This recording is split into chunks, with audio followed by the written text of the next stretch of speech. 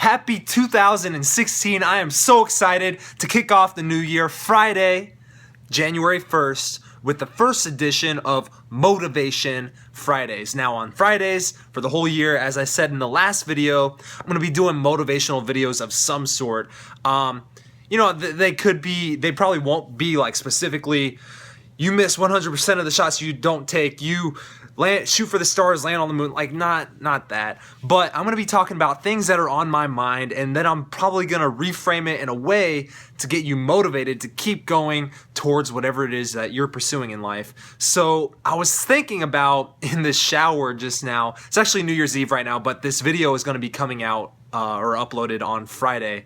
So I was thinking about the topic of rejection, and it's kind of weird, like, when you least expect ideas to come to you is when they probably will come to you. Like when you're consciously sitting down and being like, okay, let's think of a video topic, it won't happen. But then when you're like in the shower rapping to Lil Wayne, or in my case, I was rapping to some J. Cole, then the ideas just start coming in because you stop like consciously trying so hard to think of an idea.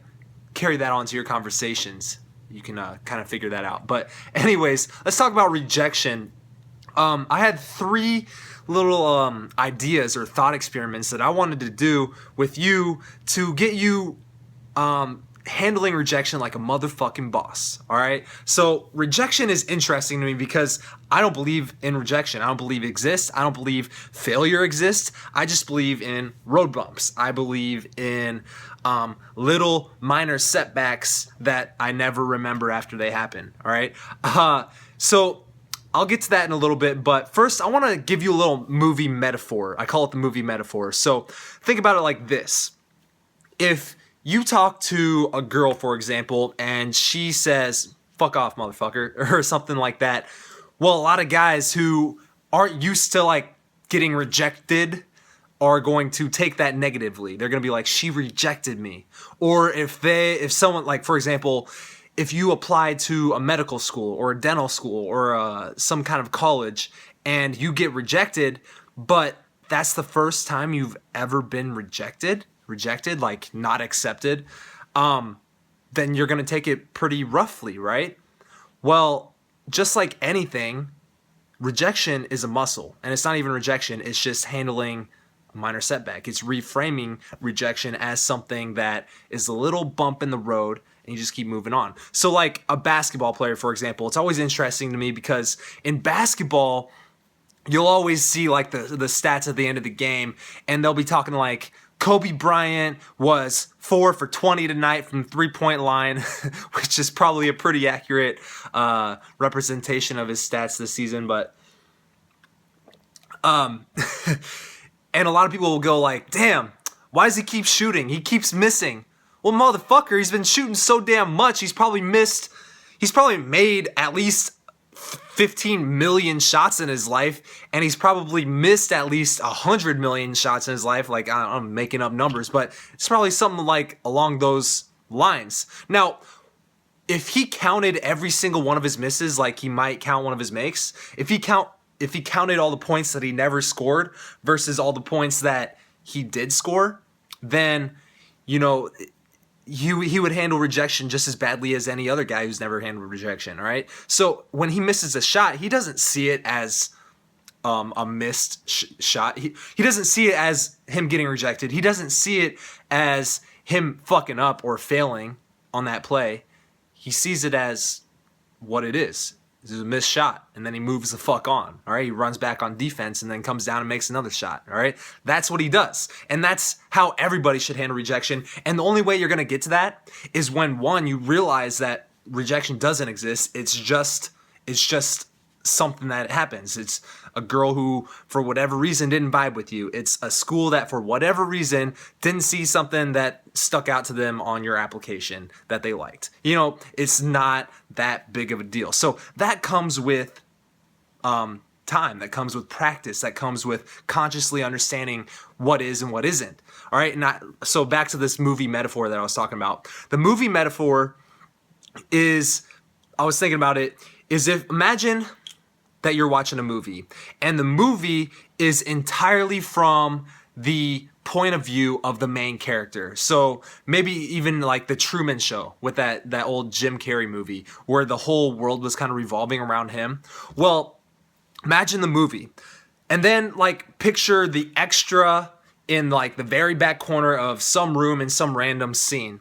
Well, does that person in that back corner, whether it was like a hot girl or not, doesn't matter who they are, did they have any relevance to the point of view of the main character that we're watching the movie of? Did it? Nope.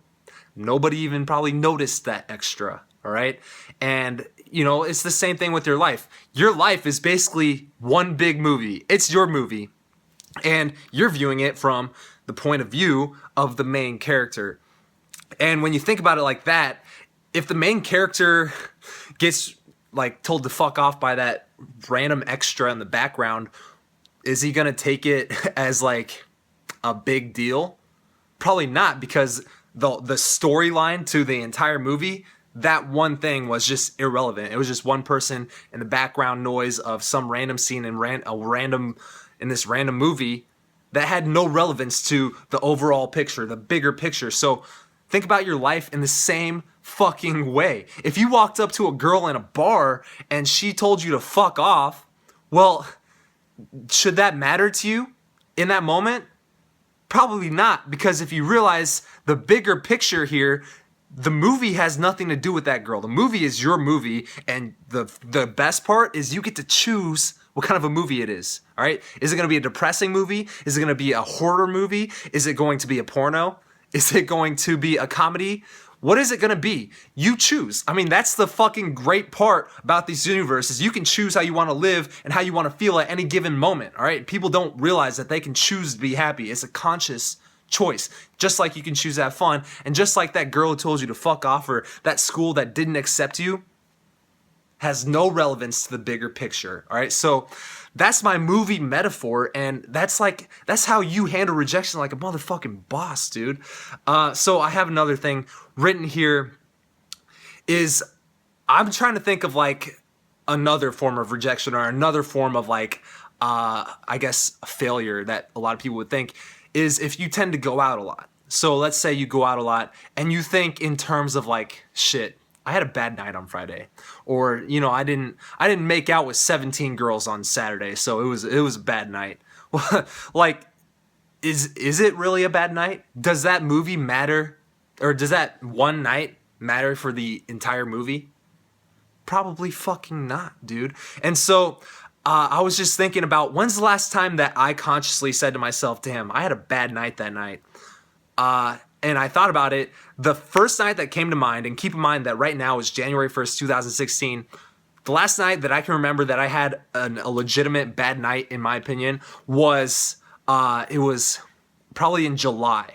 All right, and a lot of people would be like, "Do you never go out?" No, I go out like 3 or 4 nights a week, but I try not to think in terms of good night, bad night. I'm not perfect, but the last time I actually legitimately thought like that was a bad night was in July, like literally last summer.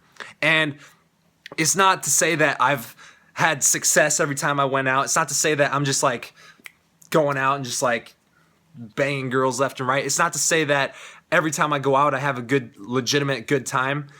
It's choosing to have fun and choosing to let this night affect you or not. So for example, I went out a couple weeks ago with one of my really good friends, and she had a great night. It was a great night for her. And, she like, I don't want to get into details of what girls do on their nights out, but it was a good night for her. And she asked me, did you have a good night? Did you like do this? Did you do that like you did last weekend? I'm like, no, none of that happened.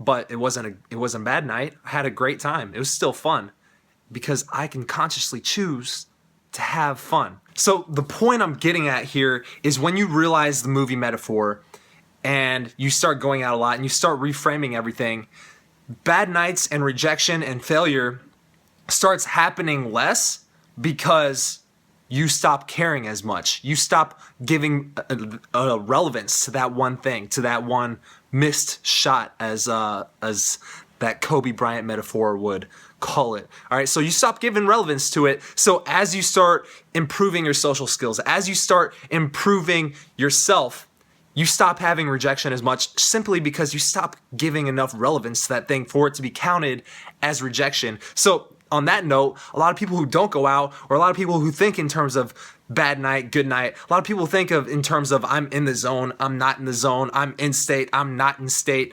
Those are the people that you can tell who haven't really done a whole lot of work on themselves, who haven't really gone out that much, who haven't really been taking as much action and putting themselves out there and breaking out of their comfort zone as much as they possibly can. All right.